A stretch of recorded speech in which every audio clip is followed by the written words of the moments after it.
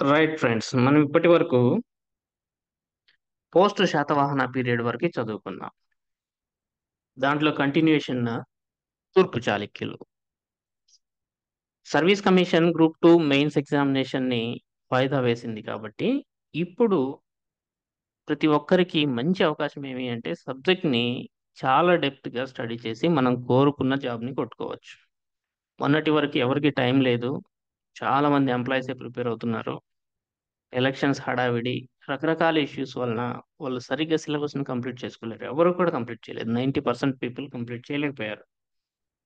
But ఇప్పుడు అవకాశం ఏమి అంటే, మళ్ళీ ఫోకస్ పెట్టి, ఎక్స్‌ట్రా ఎఫర్ట్స్ తోటి సబ్జెక్ట్‌ని డెప్త్‌గా నేర్చుకున్నట్లయితే, మీరు కావాలనుకున్న పోస్ట్ వస్తుంది. As a tahsildar, as a sub registrar, as a municipal commissioner and other పోస్ట్‌లో ఉండి, మీరు పీపుల్‌తో ఇంటరాక్ట్ అవుతూ ఉంటే ఉండే సాటిస్ఫాక్షన్ చాలా డిఫరెంట్‌గా ఉంటుంది. సో, సబ్జెక్ట్‌ని ఎంజాయ్ చేయండి. నేర్చుకోండి. అర్థవంతంగా నేర్చుకోండి. కొంత తెలుసుకున్నామనే సాటిస్ఫాక్షన్ తోటి వెళ్ళండి. ఖచ్చితంగా మీ ప్రిపరేషన్ మీకు బోర్ కొట్టదు. స్ట్రెస్‌కు లోనవ్వరు. సబ్జెక్ట్‌ని ఆనందిస్తూనే మీకు అద్భుతమైన జాబ్ వచ్చే అవకాశం కూడా ఉంటుంది. It's my personal experience also. So, తూర్పు చాళుక్యుల గురించి స్టార్ట్ చేసుకుందామండి. సో, ఈ పెదవేగి అనేది మనందరికీ దాదాపుగా తెలుసు. ఆల్‌మోస్ట్ ఆల్ ప్రస్తుత ఏలూరుకి ఒక 12 కిలోమీటర్స్ దూరంలో ఉన్నటువంటి విలేజ్. ఇప్పుడైతే ఒక మండల కేంద్రం ఇది. ఈ మండల కేంద్రానికి దారితీసే రోడ్ ఇది. చూస్తున్నారు పెదవేగి. ఈ పెదవేగి ఒకప్పుడు క్రీస్తు శకము 600 నుంచి 1200 సుమారుగా. ఈ క్రీస్తు శకం 600-1200 మధ్య కాలంలో ఒక పెద్ద టౌన్ అండి అది. ఒక పెద్ద పట్టణం అది. పెదవేగి అనేది. ఈ పెదవేగిని రాజధానిగా చేసుకొని, అంటే ఆల్‌మోస్ట్ ఆల్ ఏలూరు ప్రాంతాన్ని. ఓకేనా? ఏలూరు ప్రాంతాన్ని రాజధానిగా చేసుకొని, తూర్పు చాళుక్యులు అనే రాజవంశస్థులు సుమారుగా క్రీస్తు శకం 7వ శతాబ్దం నుంచి 12వ శతాబ్దం వరకి, అంటే ఆల్‌మోస్ట్ ఆల్ 500 ఇయర్స్ లేదా 5 శతాబ్దాల సుదీర్ఘ కాలం పాలించడం జరిగింది. సో, వీరి రాజధాని ఏమి అంటే ప్రధానంగా స్టార్టింగే పెదవేగి. పెదవేగిని స్టార్టింగ్‌లో రాజధానిగా చేసుకొని పరిపాలించడం స్టార్ట్ చేశారు. ఓకేనా? వీళ్ళు ఆక్రమించుకుంది కూడా పెదవేగినే ఆక్రమించుకుంటారు స్టార్టింగ్‌లో. సో, పెదవేగి అంటే ఆల్‌మోస్ట్ ఆల్ ఏలూరు. సరే, ఓకే. అయితే ఎవరు ఈ తూర్పు చాళుక్యులు అంటే, బాదామి చాళుక్యులు అని ఒక వంశస్థులున్నారు. ఈ బాదామి వంశస్థులు అనేవాళ్ళు భారతదేశంలో అనేక శాఖలుగా చీలిపోయి భారతదేశంలో వివిధ ప్రాంతాలను పరిపాలించారు. అలాంటి బాదామి చాళుక్యుల శాఖయే ఈ తూర్పు చాళుక్యులు. ఓకేనా? దీని గురించి మాట్లాడతాం. అసలు బాదామి చాళుక్యులు ఎవరనేది కూడా డెప్త్‌గా మాట్లాడతాం. అయితే ఇంపార్టెంట్ ఇష్యూ, వీళ్ళు ఆంధ్రప్రదేశ్ అంటే మరి రాయలసీమ, కోస్తాంధ్ర అండ్ తెలంగాణ ప్రాంతాలు కలిసి కదా! కానీ ఈ తూర్పు చాళుక్యులు ఈ 500 సంవత్సరాల కాలం పాటు తీరాంధ్రాన్ని మాత్రమే పరిపాలించారు. కోస్తాంధ్ర ప్రాంతాన్ని మాత్రమే పరిపాలించారు. వీళ్ళకి ముందు మనం చాలా రాజవంశాలను చూసాము. అంతకుముందు శాతవాహనులు చూసాము. ఈ శాతవాహనులు మాత్రమే అప్పటి ఆంధ్రదేశంలో భాగమైనటువంటి రాయలసీమ, తెలంగాణ, కోస్తాంధ్రాను కలిపి పరిపాలించారు. వాళ్ళ తర్వాత బ్రేక్ అయినాయి. వీళ్ళు కూడా కేవలం కోస్తాంధ్రను మాత్రమే పరిపాలించారు తప్పితే, రాయలసీమ కానీ, తెలంగాణ కానీ వీరి పరిపాలన కిందకి రాలేదు. మరి వీరి కాలంలో రాయలసీమ ప్రాంతం ఎవరి పాలనలో ఉంది? అంటే ఈ తూర్పు చాళుక్యులు పాలిస్తున్న స్టార్టింగ్‌లో పల్లవుల రాజ్యంలో భాగంగా ఉంది. ఆ తర్వాత చోళ సామ్రాజ్యంలో భాగమవుతుంది. ఈ చోళ సామ్రాజ్యంలో భాగంగా ఉండి, భానులు, వైదుంబులు అనేటువంటి సామంతుల పాలనలో ఉండేదన్నమాట. అంటే చోళులకు సామంతులైనటువంటి భానులు, వైదుంబుల పరిపాలనలో ఉండేది. ముందుగా పల్లవుల పాలనలో ఉండేది. మరి తెలంగాణ ఎక్కడుండేది? ఎవరు పరిపాలించేవారు అంటే, పశ్చిమ చాళుక్యులు, ఆ తర్వాత రాష్ట్రకూటులు, ఆ తర్వాత కళ్యాణి చాళుక్య వంశాలు. ఇట్లా మన ఒకప్పటి ఆంధ్రదేశము అనేది 3 భిన్న రాజవంశాల పరిపాలనలో ఉండింది. ఆటోమేటిక్‌గా పోట్లాటలు ఉన్నాయి. ఈ కాలంలో విపరీతమైనటువంటి యుద్ధాలు, తరచూ యుద్ధాలు జరిగేవి. ఈ 500 సంవత్సరాల కాలంలో ఆంధ్రదేశ చరిత్ర అంటే మొత్తం యుద్ధాలే. అందుకే మీకు ఈ 500 సంవత్సరాల కాలం చరిత్ర ఇప్పుడు తెలుసుకోబోతాం. నంబర్ ఆఫ్ యుద్ధాల గురించి మనం చదువుకోబోతాం. తరచుగా యుద్ధాలు చేసుకున్నారు. అందరి లక్ష్యం ఏమి అంటే ఈ తీరాంధ్ర ప్రాంతాన్ని ఆక్రమించి, సో దట్ మొత్తం ఎవరైతే ఈ తీరాంధ్ర ప్రాంతాన్ని ఆక్రమిస్తారో వాళ్ళకి విదేశీ వాణిజ్యం చేసే అవకాశం ఉంటుంది. సో దట్ మొత్తం దక్షిణ భారతదేశంపై గ్రిప్ సంపాదించుకునే అవకాశం ఉంటుంది. సో దీనికోసం విపరీతంగా కొట్లాడారు ఈ రాజవంశాలన్నీ. ఓకేనా? సో మొత్తం మీద ఈ కాలంలో ఆంధ్రదేశం ఒక యుద్ధ భూమిగా చెప్పవచ్చు. అయినప్పటికీ ఇలాంటి సిచ్యువేషన్స్ ఉన్నప్పటికీ ఇప్పుడు మనం మాట్లాడుకోబోతున్నటువంటి తూర్పు చాళుక్యులు ఆంధ్రదేశ గౌరవ ప్రతిష్టలు నిలబెట్టి ఒక రకంగా చెప్పాలంటే ఆంధ్రుడు అనేటటువంటి కన్సెప్ట్ డెవలప్ అయిందే వీరి కాలంలో. అప్పటి వరకు ఆంధ్రత్వము లేదా ఆంధ్రదేశం అనే భావన లేదు. మనం ఎక్కడి వాళ్ళు అంటే వీఆర్ ఫ్రమ్ ఏపీ అంటాం, ఆంధ్ర వాళ్ళం అంటాం. అలాంటి ఆంధ్ర భావము అనేది, ఆంధ్ర వాళ్ళము అనేటువంటి ఒక వ్యక్తిత్వ భావన అనేది తూర్పు చాళుక్యులకు ముందు లేదు. The first time in the history of AP సాంస్కృతికంగా ఒక మహోద్యమాన్ని ఈ చాళుక్యులు ప్రోత్సహించిన ఫలితంగా ఆంధ్ర వ్యక్తిత్వము అనేటటువంటి కన్సెప్ట్ డెవలప్ అయింది. ఎందుకు ఇట్లా డెవలప్ అయిందంటే తూర్పు చాళుక్యుల కాలంలో తెలుగు భాషకి ఆదరణ లభించింది రాజాస్థానాల్లో, అంటే రాజభాషగా చలామణిలోకి వచ్చింది. తెలుగు భాష ఎక్కడైనా సరే ఎవరికైనా సరే ఐడెంటిటీ ఇచ్చేది ఏంటి అంటే భాషే.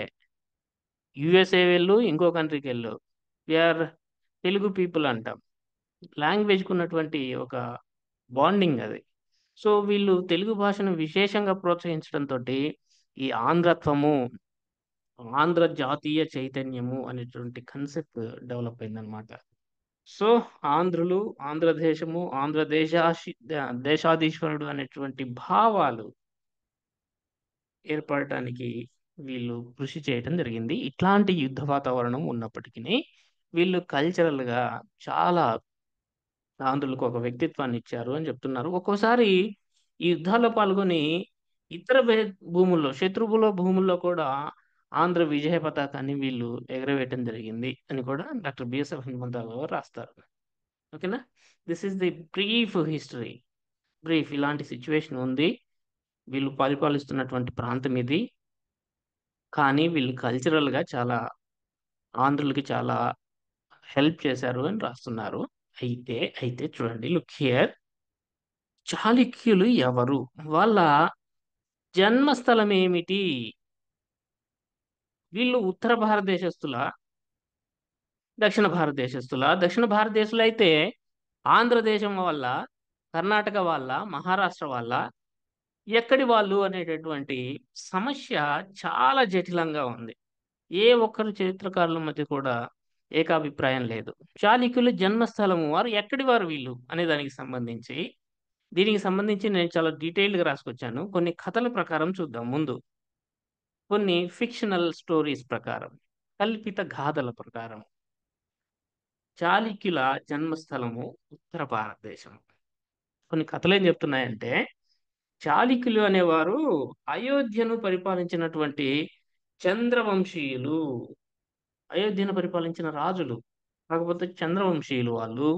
కొన్ని కారణాల వల్ల వాళ్ళు దక్షిణాపథానికి వచ్చారు. ఆ తర్వాత వాకాటకులు అంటే మహారాష్ట్రలో పరిపాలిస్తున్నటువంటి వారు, కదంబులు అంటే కర్ణాటకలో పరిపాలిస్తున్న వారు ఆ కాలానికి. వాళ్ళకు సామంతులుగా ఉండి వాళ్ళు బలహీనమైన వెంటనే విజృంభించారు అని చెప్పేసి చాలా స్టోరీస్ ప్రాచుర్యంలో ఉన్నాయి. సో కల్పిత గాథల ప్రకారము చాళుక్యులు అనేవారు ఎక్కడి వారు అంటే they are north Indians, to అయోధ్యను పరిపాలించినటువంటి రాజులు. దీనికి డాక్టర్ బిఎస్ఎల్ హనుమంతరావు గారు అబ్జెక్షన్స్ చెప్తున్నారు. No, they are not from north India అని చెప్తున్నారు. దానికి ఆయన కొన్ని అబ్జెక్షన్స్ పెట్టారు. అవేమి అంటే, ఒకటి, సరే చాళుక్యులు ఉత్తర భారతదేశం అంటున్నారు కదా, మరి చాళుక్య అనే పదానికి సంస్కృత మూలం చూపించండి. సంస్కృత మూలం ఏమిటి? ఉత్తర భారతదేశం అంతా సంస్కృతమే కదా ఆ కాలంలో ఉంది. మరి సంస్కృత గ్రంథాల్లో ఎక్కడ ఒక చాట ఈ చాళుక్య అనే పదం మెన్షన్ చేయబడి ఉండాలి కదా, సంస్కృత మూలం ఉండాలి కదా ఆ పదానికి అని అడుగుతాడు ఆయన. సో సంస్కృత మూలం అయితే కనిపించదు. కానీ ఒక కథలో ఈ చాళుక్య అనే పదానికి సంబంధించినటువంటి అర్థం తీసుకొచ్చే ప్రయత్నం తర్వాత చేశారు.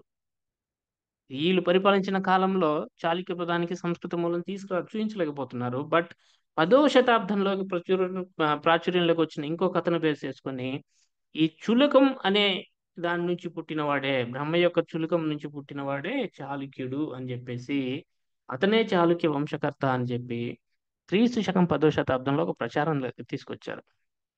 సో ఫ్రెండ్స్, ఏం లేదు, నార్త్ ఇండియన్స్ అంటున్నారు చాళుక్యులు. కానీ చాళుక్య అనే పదానికి సంస్కృత మూలం ఎక్కడా లేదు. ఏ సంస్కృత గ్రంథాల్లో కూడా చాళుక్య పదం అనేది లేదు. తీసుకొచ్చారు. ఇది ఇట్లా చెప్తున్నారని చరిత్రకారులు. క్రీస్తు శకం 10వ శతాబ్దంలోకి ప్రచారంలోకి వచ్చిన ఒక కథను తీసుకొస్తున్నారు. బ్రహ్మ చులకం నుంచి పుట్టినవాడే చాళుక్యుడు అయ్యాడని చెప్తున్నారు. అది కూడా 10వ శతాబ్దిది. కరెక్ట్ కాదంటున్నాడు. రెండవ వాదన ఏమంటున్నాడంటే, ఇప్పుడు అయోధ్య అన్నారు సరే, కానీ అది ఎప్పటి నుంచో సూర్యవంశస్థులు పరిపాలించింది. కానీ ఇక్కడ చంద్రవంశస్థు అయోధ్య వెళ్ళినటువంటి చంద్రవంశీయులు అని చెప్పారు మీరు. కానీ అది ఎప్పటి నుంచో సూర్యవంశస్థులు. సరే, చంద్రవంశుల రాజులు ఆక్రమించారు లేదా చాళుక్యులు ఆక్రమించారంటే ఆధారాలు ఏమిటి అంటున్నారు. మూడోది, చాళుక్యులు హారితి పుత్ర అనే మాతృ సంజ్ఞను ధరించారు. Very very important. హారతి పుత్ర అనే మాతృ సంజ్ఞను ధరించారు. మాతృ సంజ్ఞలు ధరించే ఆచారం దక్షిణ భారతదేశ రాజులకు ఉంది. శాతవాహనులకు ఉంది, ఇక్ష్వాకులకు ఉంది, కదంబులకు ఉంది. కదంబులు కూడా కర్ణాటక ప్రాంతం వాళ్ళు. సో ఖచ్చితంగా వీళ్ళు కూడా దక్షిణ భారతదేశ రాజులే. కాబట్టి కంక్లూజన్ ఏం చేస్తారు అంటే డాక్టర్ బిఎస్ఎల్ హనుమంతరావు గారు, చాళుక్యుల జన్మభూమి దక్షిణాపదము లేదా దక్షిణ భారతదేశము అంటున్నారు. సో నార్త్ అయితే కాదయ్యా, మీరు అన్నట్లు ఈ కల్పిత గాథలను వేసేసుకొని మీరు చాళుక్యులు అయోధ్య వెళ్ళినటువంటి చంద్రవంశ రాజులని చెప్పవద్దు అంటున్నాడు. సరే, దక్షిణ భారతదేశము అని తెలిసిపోయింది.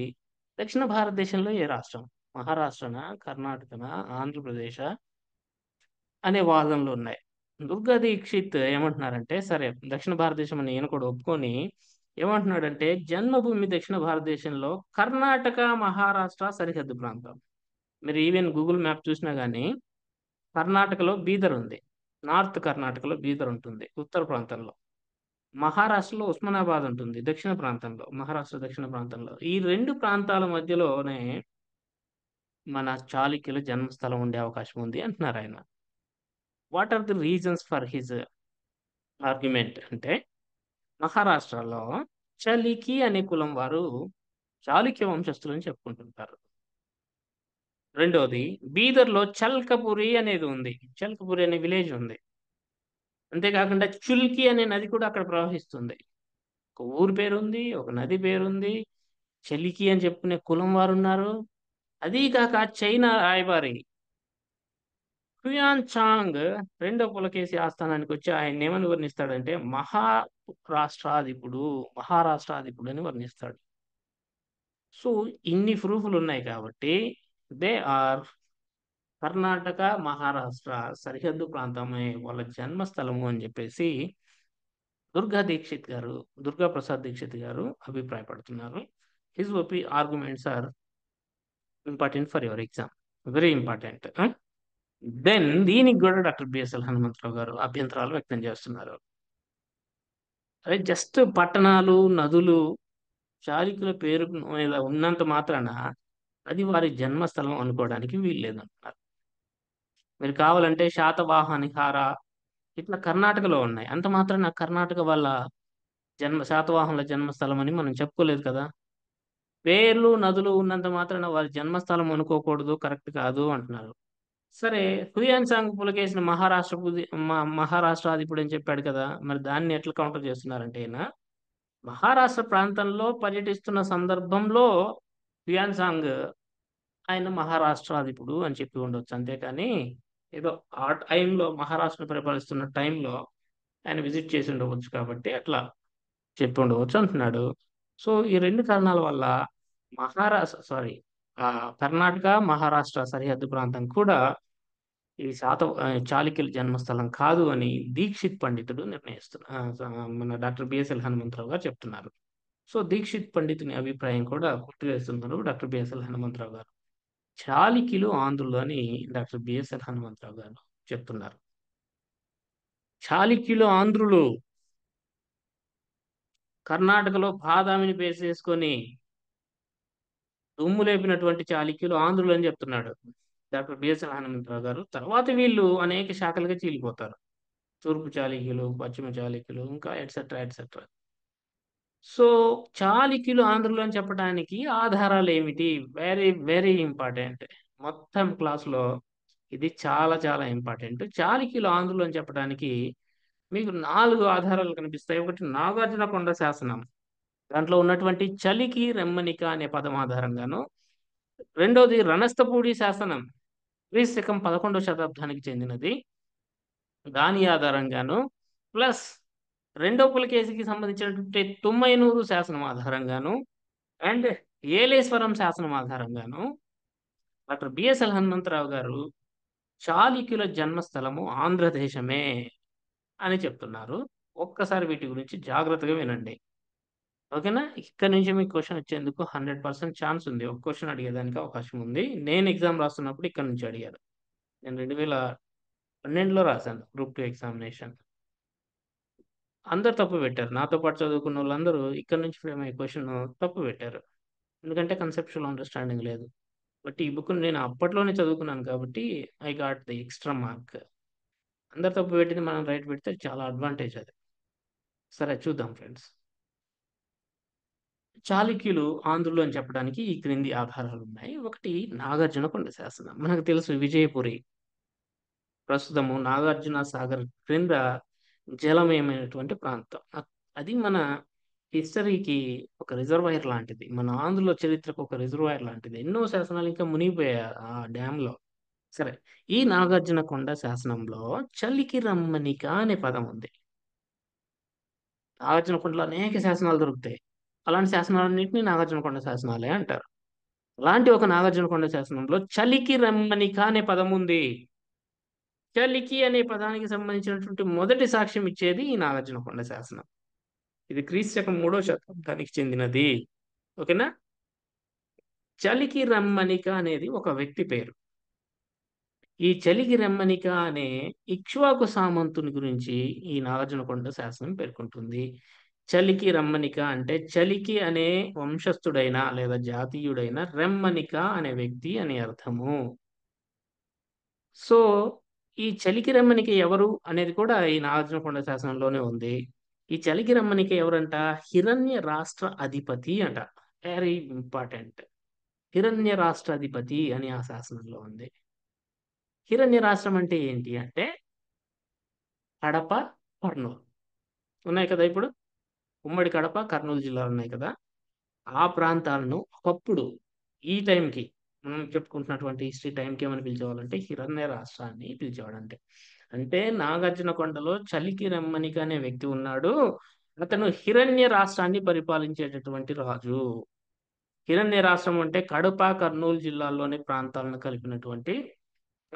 కలిగినటువంటి రాష్ట్రము. సో చలికి అంటే దాదాపుగా చాళుక్యుడికి దగ్గరగా వచ్చింది అది. చలికి అనేది ఏంటి? జాతీయతను తెలిపే పదం లేదా వంశాన్ని తెలిపే పదం. సో చాళుక్యులకి దగ్గరగా ఉన్న పదము నాగార్జునకొండ శాసనంలో ఉంది కాబట్టి చాళుక్య అనే పదానికి దగ్గరగా ఉన్న శాసనం ఖచ్చితంగా చాళుక్యులు ఇక్కడి వారే అని అర్థం అనమాట, ఆయన అర్థం. సరే, ఇంకొకటి తీసుకుంటున్నారు. రణస్థపూడి శాసనం క్రీస్తు శకం 11వ శతాబ్దానికి చెందినది. ఈ దీంట్లో ఏముంది అంటే ఒక స్టోరీ ఉంది ఈ రణస్థపూడి శాసనంలో. ఈ రణస్థపూడి నాకు తెలిసి మనకి మార్కాపురం, కొనకనమిట్ల, త్రిపురాంతకం ఏరియా మధ్యలో దొరికి ఉండాలి రణస్థపూడి. సరే, చాళుక్యుల మూల పురుషుని గురించి వివరించే శాసనం ఇది. చాలా ఇంట్రెస్టింగ్ స్టోరీ ఉంటుంది దీంట్లో. చూడండి, ఈ రణస్థపూడి శాసనం ప్రకారం విజయాదిత్యుడు అనేటటువంటి ఒక రాజకుమారుడు భార్యతో కలిసి అయోధ్య నుంచి ఎక్కడికి వచ్చాడట? దక్షిణ భారతదేశానికి వచ్చాడు, రాజ్య స్థాపన చేయాలనే ఉద్దేశంతో. ఓకే. కానీ అప్పట్లో ఇక్కడ ఒక కింగ్ ఉండేవాడు. అతని పేరు త్రిలోచన పల్లవుడు. ఈ త్రిలోచన పల్లవునికి ఈ విజయాదిత్యుడికి మధ్య యుద్ధం జరుగుతుంది. యుద్ధం జరగటంతో చనిపోతాడు అతను. బట్ ఇతని భార్య ఒక ప్రెగ్నెంట్ లేడీ అయినటువంటి ఈమెను ముడివేము అనేటటువంటి అగ్రహారంలో నివసించే విష్ణు భట్ట సోమయాజి అనే అతను రక్షించాడు. ఈ ముడివేము అగ్రహారం నాకు తెలిసి త్రిపురాంతకం. త్రిపురాంతకంలో ప్రస్తుతం ముడివేముల అని ఒక గ్రామం ఉంది. నాకు తెలిసి ఈ విలేజ్ కూడా. ఈ ఆ విలేజ్‌కి సంబంధించినటువంటి వ్యక్తి విష్ణుభట్ట సోమయాజి. సరే, ఈ విష్ణుభట్ట సోమయాజి అనేవాడు రక్షించాడు. ఈమెకు గర్భిణి అని చెప్పుకున్నాం కదా! ప్రెగ్నెంట్ అనుకున్నాం కదా! ఈమెకు ఒక కుమారుడు జన్మించాడు. అతనే చాళుక్యులకు మూల పురుషుడు అని చెప్పేసి క్లియర్‌గా మనకి రణస్థపుడి శాసనంలో ఉంది. రణస్థపుడి శాసనంలో ఉంది. సో, ముడివేముల అగ్రహారము అనేది నేటి కడప జిల్లా. అంటే ఇప్పుడు ప్రకాశం జిల్లాలో ఉంది గాని త్రిపురాంతకం. అప్పుడైతే కడప. కడప. నేటికి కడప జిల్లాలో అంటే హిరణ్య రాష్ట్రంలో ఉంది అప్పట్లో. సరే. అదీ కాక చాళుక్యులు హారితీ పుత్రాణం. ఇది వెరీ, వెరీ ఇంపార్టెంట్. హారతీ పుత్రాణం అని చెప్పుకున్నారు. అంటే హారతీ దేవి యొక్క పుత్రులం మేము అని చెప్పుకున్నారు. అంత లోకల్ ఇన్‌ఫ్లూయెన్స్ ఉన్నటువంటి సంఘటనలే ఉన్నాయని ఆయన ఉద్దేశం అన్నమాట. ఈ హారతి విజయపురిలో హారతి దేవాలయం ఉందని మనం చెప్పుకున్నాం ప్రీవియస్ క్లాస్‌లో కదా! హారతి అప్పట్లో ఫేమస్ అని చెప్పుకున్నాం. ఆవిడకి ఒక దేవాలయం కూడా ఉందని చెప్పుకున్నాం. సో, హారతీ పుత్రాణం హారతీ పుత్రులం మేమని చెప్పుకున్నారు. విజయపూర్‌లోని హారతియే చాళుక్యుల ఆరాధ్య దేవత. ఇది అడిగాడు నేను రాసినప్పుడు 2012లో. పార్వతీపుత్ర, పార్వతీపుత్రులం అని చెప్పుకున్న వాళ్ళు ఎవరు అంటే అందరూ ఇక్ష్వాకులు పెట్టారు. హారతి దేవాలయం ఇక్ష్వాకుల కాలంలో కట్టించింది కాబట్టి. కానీ ఆరాధ్య దేవత ఎవరి ఆరాధ్య దేవత చాళుక్య చా హారతి అంటే తూర్పు చాళుక్యుల ఆరాధ్య దేవత. Right friends. సో, ఈ రకంగా చాలా అంశాలు రణస్థపుడి శాసనంలో దొరుకుతున్నాయి. వీళ్ళు ఖచ్చితంగా ఆంధ్రులనే చెప్పడానికి. ఓకేనా? హారతి పుత్రులం అని చెప్పుకోవటం, హారతినే వాళ్ళ ఆ చాళుక్యుల ఆరాధ్య దేవతగా ఉండటం, ఈ ముడివేము అగ్రహారం వృత్తాంతం ఇదంతా కూడా. సరే, అదీ గాకుండా ఇంకోటి కూడా చూపిస్తున్నాడు చూడండి. This one is very important for your examination. Tummenuru శాసనం.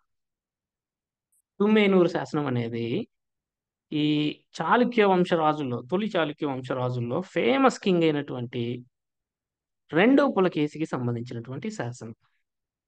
ఇది కర్నూల్, మహబూబ్ నగర్. ఒకప్పుడు ఉమ్మడి రాష్ట్రం ఉండింది కదా! ఈ కర్నూలు, మహబూబ్ నగర్ జిల్లాల సరిహద్దులో దొరికింది. రెండిటి బోర్డర్స్‌లో. ఇక్కడ ఈ శాసనంలో తుమ్మేనూరు శాసనంలో జాగ్రత్తగా చూడండి. కృష్ణా, తుంగభద్ర నదుల సంగమ స్థలంలోని కృష్ణా నది, తుంగభద్ర నది సంగమ స్థలంలోని 2 కలిసే ప్రదేశంలోని సంగమేశ్వరము చాళుక్య విషయాల ప్రస్తావన ఉంది. ఓకేనా? చాళుక్య విషయము అనే ప్రస్తావన ఏకంగా కనిపిస్తుందట తుమ్మేనూరు శాసనంలో. సంగమేశ్వరము అనే పదంతో పాటు ఏముంది? చాళుక్య విషయము అనే ప్రస్తావన ఉంది. ఇది అడుగుతాడు మీకు. చాళుక్య విషయము అనే పద ప్రస్తావన తీసుకొస్తున్న శాసనము తుమ్మేనూరు శాసనము. ఏకంగా చాళుక్యుల పేరు మీదే ఒక విషయము లేదా ఒక రాష్ట్రం ఉందని చెప్తుందది. దాన్ని బట్టి కంక్లూజన్ తీసుకొస్తారు. ఇంకొక శాసనాన్ని బేస్ చేసుకుంటున్నారు డాక్టర్ బిఎస్ఎల్ హనుమంతరావు గారు. అదేమి అంటే రణవిక్రమ్ అనేటటువంటి బిరుదు మొదటి పులకేశికి ఉంది. ఎవరికి ఉంది? రణవిక్రమ్ అనే బిరుదు రెండో పులకేశికి కాదు. మొదటి పులకేశికి ఉంది. ఆ శాసనం రణవిక్రమ్ అనే బిరుదు మొదటి పులకేశికి ఉన్నట్లుగా తెలిపే శాసనం ఏలేశ్వరంలో లభించింది. దాన్నే ఏలేశ్వర శాసనం అంటాము. ఇది ఏ రకంగా వీళ్ళు ఆంధ్రులని చెప్పడానికి ఉపయోగపడుతుందో మీకు కింద కనిపిస్తుంది. ఓకేనా? ఎప్పుడైతే మీరు రణవిక్రమ్ అనే బిరుదు మొదటి పులకేశికి ఉంది అని చెప్పేసి ఏలేశ్వరం శాసనం తెలియజేస్తుందని గుర్తుపెట్టుకోండి. ఇప్పుడు కంక్లూజన్ తీసుకుందాం. సో, తుమ్మైనూరు శాసనంలో ఏముంది? చాళుక్య విషయ ప్రస్తావన ఉంది. చాళుక్య విషయము అనే ప్రస్తావన ఉంది అంటే ఖచ్చితంగా అదే వాళ్ళ చాళుక్యుల జన్మభూమి అని చెప్పటం సముచితమైన తీర్మానం అంటాడు. శాసనం ప్రకారం అది కూడా ఆయన చెప్పటం. ఎట్లా అంటే ఆంధ్రపథము అని జాతి పేరును బట్టి నివాస ప్రాంతానికి పేరు వస్తది సాధారణంగా. ఆంధ్రపదము అని ఎట్లా అన్నారు? ఆంధ్రులు అనేటటువంటి వంశము లేదా జాతిని అనుసరించి దానికి ఆ పేరు రావడం జరిగింది. అట్లనే తుమ్మేనూరు శాసనంలో దొరికినటువంటి ఈ చాళుక్య విషయం అనేది ఖచ్చితంగా చలికి అనే జాతి వారి ప్రాంతము. ఈ కర్నూలు, మహబూబ్ నగర్ జిల్లాల్లో చలికి అనే జాతి ఉండేది. ఆ ప్రాంతాలు వీరు నివసించే ప్రాంతాలు చాళుక్య విషయంగా తుమ్మేనూరు శాసనంలో పేర్కొనబడ్డాయి అంటున్నాడు ఆయన.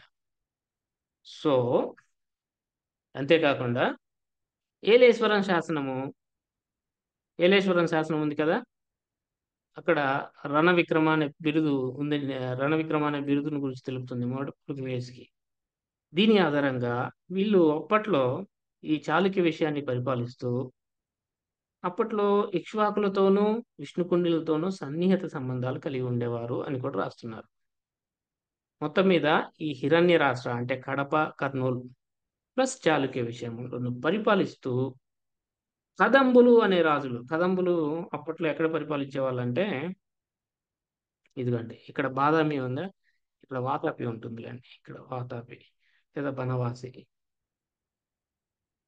మొత్తం మీద ఈ బాదామి కేంద్రంగా ఈ ఈ ప్రాంతాన్ని పరిపాలిస్తున్నటువంటి కదంబులను ఓడించి వీళ్ళు చాళుక్య రాజ్య స్థాపన చేస్తారు. ఒకసారి చూద్దాము. సో హిరణ్య రాష్ట్ర చాళుక్య విషయాన్ని పరిపాలిస్తూ కదంబులు అనేవాళ్ళు ఉత్తర కర్ణాటక ప్రాంతాన్ని పరిపాలిస్తుంటారు అప్పట్లో. మీకు ఈ మ్యాప్ లో ఎక్కడ చెప్పాలంటే కరెక్ట్ గా ఈ ఉత్తర కర్ణాటక ఈ ప్రాంతాన్ని పరిపాలిస్తూ ఉంటారు. వాళ్ళు కొంచెం వీక్ కాగానే కొంచెం పశ్చిమం వైపు జరిగి పశ్చిమంకు విస్తరించి యాక్చువల్గా వాళ్ళు కృష్ణ తుంగభద్ర నదుల మధ్య ప్రాంతంలో ఉన్నటువంటి చాళుక్య విషయాన్ని ప్లస్ హిరణ్య రాష్ట్రాన్ని పరిపాలించేవాళ్ళు కదా. కదంబులు కొంచెం వీక్ అయినారని తెలుసుకుని ఏం చేశారు, కొంచెం పశ్చిమంగా వెళ్ళి స్వతంత్ర రాజ్యాన్ని స్థాపించారు. దేని రాజధానిగా చేసుకొని అంటే బాదామిని రాజధానిగా చేసుకొని. సో అప్పటి నుంచి వీళ్ళు బాదామి చాళుక్యులు అయ్యారు. సో స్టార్టింగ్ లో చాళుక్యులు అనే వాళ్ళు ఆంధ్రులు. ఆంధ్ర విషయము ప్లస్ హిరణ్య రాష్ట్రంను కలిసి పరిపాలించే వాళ్ళు. వీళ్ళ కాలంలో ఇక్ష్వాకులు పరిపాలించే కాలంలోనూ అదేవిధంగా విష్ణుకంఠులు పరిపాలించే కాలంలో వీళ్ళు కొంచెం వాళ్ళతోటి మంచి రిలేషన్స్ మెయింటైన్ చేస్తూ ఉన్నారు. ఎప్పుడైతే ఈ ఉత్తర కర్ణాటక ప్రాంతంలో వాతాపిని కేంద్రంగా చేసుకొని బనవాసిని కేంద్రంగా చేసుకొని పరిపాలిస్తున్నటువంటి కాదంబులు వీక్ అయ్యారో వెంటనే వీళ్ళు కర్ణాటక వైపుకి వెళ్ళి స్వతంత్ర రాజ్యాన్ని స్థాపించుకున్నారు. ఓకేనా. సో చాళుక్య రాజ్య స్థాపన అంటే ఒక బిగ్ కింగ్డమ్. ఎంతసేపు చిన్న రాష్ట్రాన్ని కాకుండా చాళుక్య విషయాన్ని ప్లస్ హిరణ్య రాష్ట్రాన్ని కాకుండా ఒక కింగ్డమ్ నిర్మించింది ఎట్లనో చూద్దాం. కదంబులు అనే వాళ్ళు ఉన్నారనుకున్నాం కదా. ఎవరు వీళ్ళు? చాళుక్యులకు ముందు, మనం మాట్లాడుకున్న చాళుక్యులకు ముందు ఉత్తర కర్ణాటక ప్రాంతం ఇందాక మ్యాప్లో చూపించాను కదా, ప్లస్ కొంగన్ అంటే పశ్చిమ కర్ణాటక ప్రాంతం, ఉత్తర పశ్చిమ కర్ణాటక ప్రాంతాలని పరిపాలించిన వారు ఈ కదంబులు. వీరు బలహీనం కావడంతో చాళుక్య విషయము ప్లస్ హిరణ్య రాష్ట్రంలో పరిపాలిస్తున్నటువంటి చాళుక్య రాజులు ఎస్పెషల్లీ మొదటి పులకేసి క్రీస్తకం 534 టు 44 మధ్యలో బాదామిని ఆక్రమించుకొని స్వతంత్ర చాళుక్య రాజ్యాన్ని స్థాపించారు. అప్పటి నుంచి వీళ్ళు బాదామి చాళుక్యులుగా పిలువబడ్డారు. This is the Badami, modern Badami. ఈ ప్రాంతం నుంచి చూసారు, ఇక్కడ బిల్డింగ్స్ కూడా కనిపిస్తున్నాయి. విలేజ్ ఇది చాలా సూపర్ గా ఉంటుంది. ఈ ప్రాంతం నుంచి పరిపాలించడం స్టార్ట్ చేశారు. అంటే మన ఆంధ్రులు కర్ణాటకకి వెళ్ళి బాదామిలో రాజ్యాన్ని స్థాపించారు. బాదామి చాళుక్యులుగా వీళ్ళు మొత్తం ఒక కింగ్డమ్ ని నిర్మిస్తారు. ఇదిగోండి, దిస్ ఈస్ ది కింగ్డమ్. వీళ్ళు పాలించినటువంటి మొత్తం కింగ్డమ్. ఆంధ్ర మూలాలు ఉన్నటువంటి వ్యక్తులు ఈ ప్రాంతాన్ని పరిపాలించడం జరిగింది. వీళ్ళే తర్వాత తూర్పు చాళుక్యులుగా వీళ్ళలో ఒక తమ్ముడు, మొదటి పులకేశి తమ్ముడు కుబ్జ విష్ణువర్ధనుడు వేంగి ప్రాంతాన్ని పరిపాలించడం మొదలు పెడతారు. వాళ్ళే తూర్పు చాళుక్యులుగా పిలువబడతారు. తర్వాత చూద్దాం. సరే, ఓకేనా. బాదామిని కేంద్రంగా తీసుకొని రాజధానిని స్థాపించడం జరిగారు. సో రాజ్య స్థాపకుడిని చూస్తే మొదటి పులకేశి ఇప్పుడే మాట్లాడుకున్నాం. ఇతనికి సత్యాశ్రయ, రణ విక్రమ, శ్రీవల్లభ, శ్రీ పృథ్వీ వల్లభ అనేవి బిరుదులుగా ఉన్నాయి. ఒక బాదామి చాళుక్య రాజుకు లేదా మొదటి పులకేశికి రణ విక్రమ అనే బిరుదు ఉంది అంటే, మనకి ఏలేశ్వరం శాసనం కూడా రణ విక్రమ అనే బిరుదు మొదటి పులకేశి ఉందని చెప్తుంది కదా. అంటే ఏలేశ్వరం శాసనములో పేర్కొనబడినటువంటి వాడు ఇతనే. లింక్ ఇక్కడ కలిసిందనమాట. బాదామి చాళుక్య మారినా అంతకుముందు ఈ ప్రాంతంలో ఉన్నటువంటి రణవిక్రముడే ఇప్పుడు మన బాదామి చాళుక్య రాజ్యాన్ని స్థాపించినటువంటి మొదటి పులకేశి అనేది అనమాట. ఇక్కడి నుంచి అటుపోయారని చెప్పడానికి అదొక లింక్. సరే, ఏలేశ్వరంలో రణవిక్ర బిరుదు ఉన్నటువంటి వాడు ఇతడే. తర్వాత మొదటి పులకేశి కుమారుడు కీర్తివర్మ ఫ్రెండ్స్. 557 to 597 ఈ నాట్ ఇంట్రెస్ట్ ఇంపార్టెంట్, బట్ గుర్తుపెట్టుకోండి. కీర్తివర్మ కుమారుడు రెండో పులకేసి, ఇతను ఫేమస్ కింగ్. మనకి ఇండియన్ హిస్టరీలో చంద్రగుప్త మౌర్యుడు, అశోకుడు, సముద్రగుప్తుడు, గౌతమిపుత్రుడు, గౌతమిపుత్ర శాతకర్ణి, ఈ వీళ్ళ వరుసన కూర్చోగలిగినటువంటి వ్యక్తి రెండో పులకేసి. అంత ఫేమస్ కింగ్ అనమాట. ఇతను ఏం చేస్తాడంటే మొత్తం దక్షిణ భారతదేశాన్ని మొత్తం మీద ఆధిపత్యం సాధించాలనేది అతని ఉద్దేశం. ఆ ఉద్దేశంతో అతను అనేక దిగ్విజయ యాత్రలు చేస్తాడు.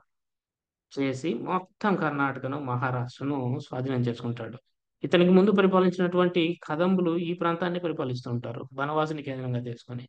కానీ ఇతని దెబ్బకి మొత్తం మహారాష్ట్ర, కర్ణాటక ఇతని పాలన కిందకు వచ్చేస్తాయి.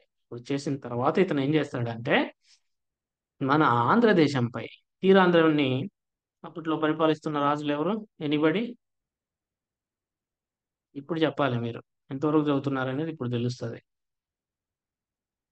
వీరి కాలంలో పరిపాలిస్తున్న విష్ణుకుండిన విష్ణుకుండినుడు.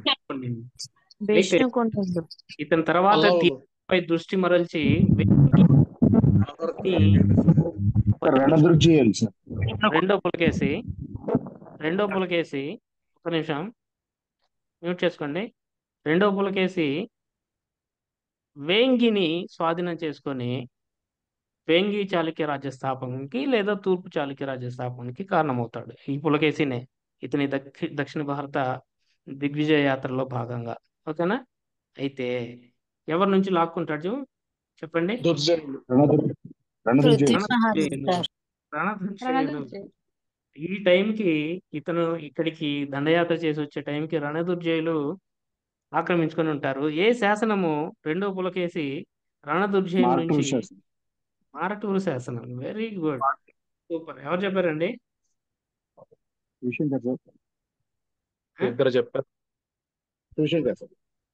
సూపర్. మారటూరు శాసనం మనం already we have discussed this one. So మొత్తం మీద తూర్పు చాళుక్యుల రాజ్య స్థాపన అయింది. ఇతని ప్రతినిధులుగా కొంతమంది పరిపాలించడం స్టార్ట్ చేస్తారు. ఆ తర్వాత వాళ్ళే స్వతంత్రంగా పరిపాలించడం స్టార్ట్ చేస్తారు. వాళ్ళే తూర్పు చాళుక్యులుగా లేదా వేంగి చాళుక్యులుగా చరిత్రలో ప్రసిద్ధులయ్యారు. వాళ్ళ చరిత్ర గురించి మనకి ఇప్పుడు సిలబస్లో ఉంది, ఈ ఈస్టర్న్ చాళుక్యాస్.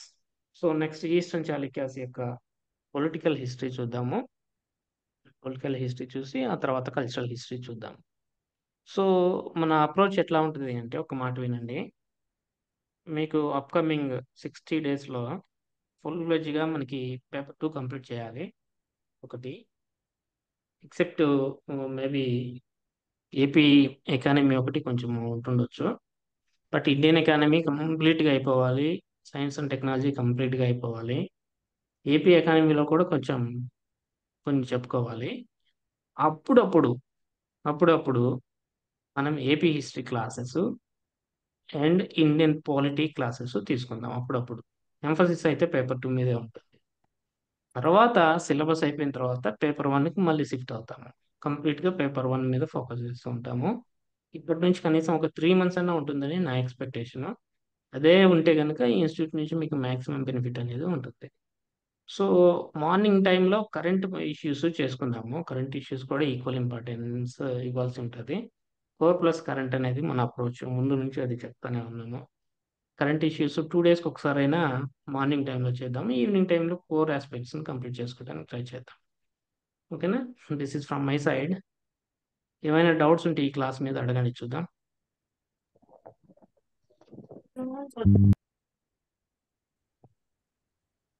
ఈ క్లాస్ మీద డౌట్స్ ఉంటాయి?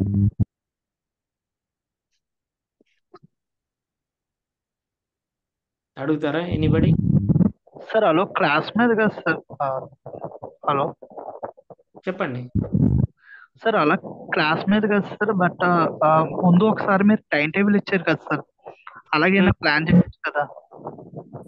ప్లాన్ ఇస్తే అది ఇంప్లిమెంట్ నేను డిగ్రేడ్ అవుతున్నాను, తర్వాత మీకు సార్ దగ్గర అవ్వదనే ఫీలింగ్ వచ్చేస్తా ఉంది. But we will try as much as possible అండి, చేద్దాం.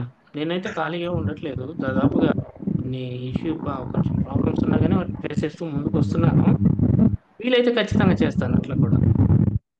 Okay sir, thank you. Sir group చాలెంజ్లో మొత్తం పీడిఎఫ్ ఉంటే పెట్టండి సార్, డౌన్లోడ్ చేసుకో. ఉమ్, ఉమ్. రిమూవ్ చేయలేదు ఇంకా, పీడిఎఫ్ రెడీ చేయలేదు కాబట్టి